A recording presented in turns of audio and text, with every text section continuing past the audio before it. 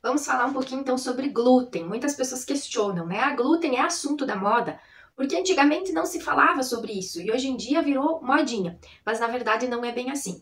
É como eu sempre falo, o problema não é o alimento em si, mas sim o que o homem fez com esse alimento. O trigo de antigamente não é o mesmo trigo de hoje em dia. Então esse trigo de hoje em dia, que a gente chama de trigo moderno, é o trigo que vem dando problema. Antigamente não tinha esse problema, porque o real problema ele começou a partir dos anos 60, 70 para cá. Então, ali pelos anos 60, 70, o trigo ele passou por um processo de cruzamento, de modificação. A indústria fez isso, né, para ter mais aí rentabilidade no trigo, para ele ficar mais resistente a pragas, enfim, né, para toda uma parte comercial.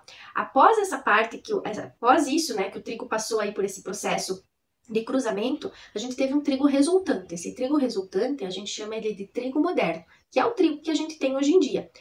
Só que o problema é que esse trigo moderno, ele apareceu com 5% de proteína a mais, que não existia antes, né? Não existia antes no trigo anterior, com 14 variedades de glúten a mais que não existia antes.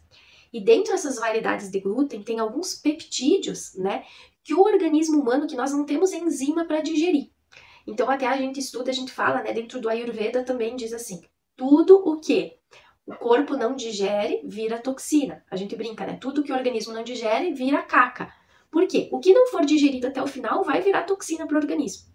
Então, vai ter vários, né, desses peptídeos tóxicos do glúten que nós não temos enzima humana para digerir, que o corpo não consegue digerir. Mas ainda nós vamos ter um problema a mais. Além de nós ter esses peptídeos que não são digeríveis, né? Digamos assim, se nós tivermos um intestino saudável, o corpo consegue lidar com isso, porque o nosso corpo foi feito para tolerar agressor, para lidar com o agressor.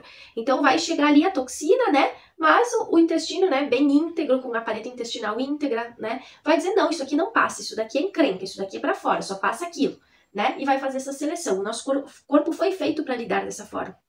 Só que o problema que nós vamos ter ainda é que dentro desses peptídeos tóxicos do glúten, nós vamos ter dois, que eles acabam aumentando a expressão de uma proteína no intestino que faz a quebra das ligações das células intestinais. Então, aí nós temos um problema a mais, porque esses dois peptídeos que, né, aumentam a expressão dessa proteína no intestino que fazem a quebra dessas ligações das células intestinais.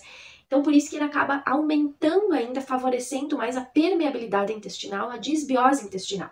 Então, aquele intestino que era para ser assim, bem fechadinho, né, bem juntinho, o que vai acontecer quando a gente entra esses peptídeos tóxicos do glúten, em especial esses dois que, né, aumentam a expressão dessa proteína, que fazem a quebra dessas ligações, ele acaba aí favorecendo para ter a quebra dessas ligações e o intestino ficar com essas brechinhas, né? Que a gente chama essas brechas que daí acaba passando agressores para dentro do sistema. E daí não vão passar só os agressores do glúten mal digerido, vai passar os agressores de todo o resto que a gente come que não é bem digerido, do leite, da soja, enfim. Então a gente causa uma série, uma cascata de problemas, né? E é o que vem aí que traz as doenças da atualidade, né? As chamadas alergias, intolerâncias alimentares, doenças autoimunes. Elas vêm a partir disso. Então é um contexto uma cascata que uma coisa vai desenvolvendo a outra. E tudo isso que não é bem digerido, ele vai acabar se tornando alimento para fungos e más bactérias. Então, tudo aquilo que o organismo não digere até o final, ele fica ali e se torna, né, alimento para fungos e más bactérias, que a gente pode desenvolver síndrome fúngica e várias outras coisas, né, doenças associadas com isso, e a tal da disbiose intestinal, que daí é o aumento das bactérias patogênicas, né, então causa um desequilíbrio ali dessa flora. Em vez de ter um equilíbrio entre as bactérias salutares e patogênicas, nós vamos ter um aumento das bactérias patogênicas, porque estamos tendo alimento para elas.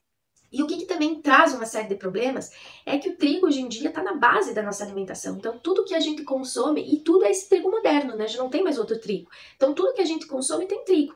Se você pegar as refeições da população, vai ter trigo no almoço, vai ter trigo, né, ao meio-dia, vai ter trigo no lanche da tarde, vai ter trigo à noite. Então, a gente tem quase que uma monodieta. É o excesso de um alimento em todas as refeições. E o pior, um alimento que nos está trazendo problemas. Algumas coisas a gente pode estar fazendo para estar, então, melhorando isso. De repente, diminuindo a quantidade, né? Porque sempre eu digo assim, não tem como dar certo essa conta, não tem como dar. Porque se o nosso organismo não digere, mais cedo ou mais tarde vai dar problema.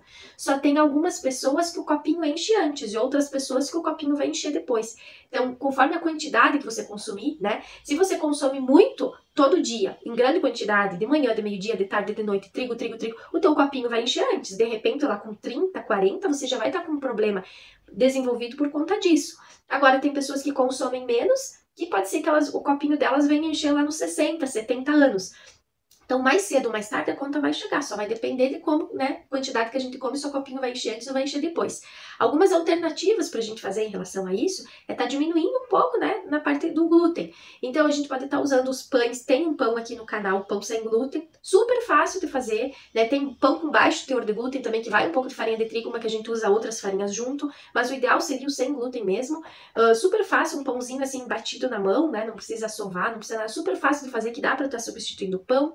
Uma outra coisa legal pra gente estar substituindo é usando aqui, a gente chama, não sei em todos os lugares, né, mas aqui nós chamamos de polenta, né, que é feita com a farinha de milho, e depois a gente faz ela sapecadinha em fatiazinhas. A gente pode estar fazendo bolo sem glúten.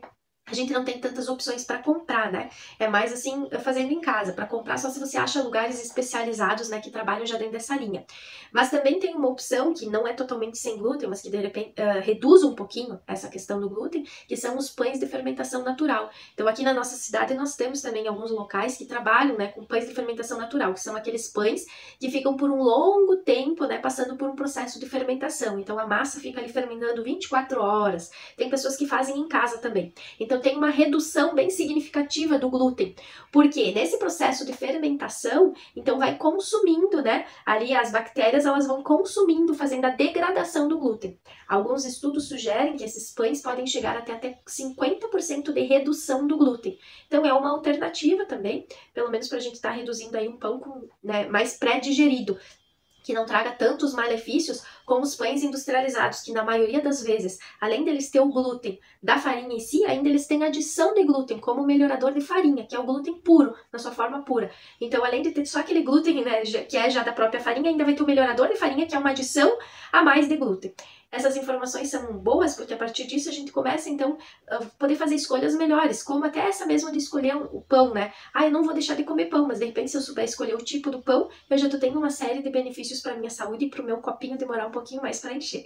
Tá certo, pessoal? Até a próxima aula. Obrigada. Se você tiver interesse em se aprofundar mais nesses assuntos, a gente tem uma plataforma que se chama Beabá da Vida Equilibrada, onde tem todos esses assuntos relacionados com alimentação, com nutrição, com culinária, participação especial também de yoga, meditação. É uma plataforma por assinatura que tem o intuito de levar mais conhecimento ao maior número de pessoas com um custo acessível, né? Menos de 50 centavos por dia, R$19,90 mensais, você pode se tornar assinante e cancelar a assinatura assim que desejar.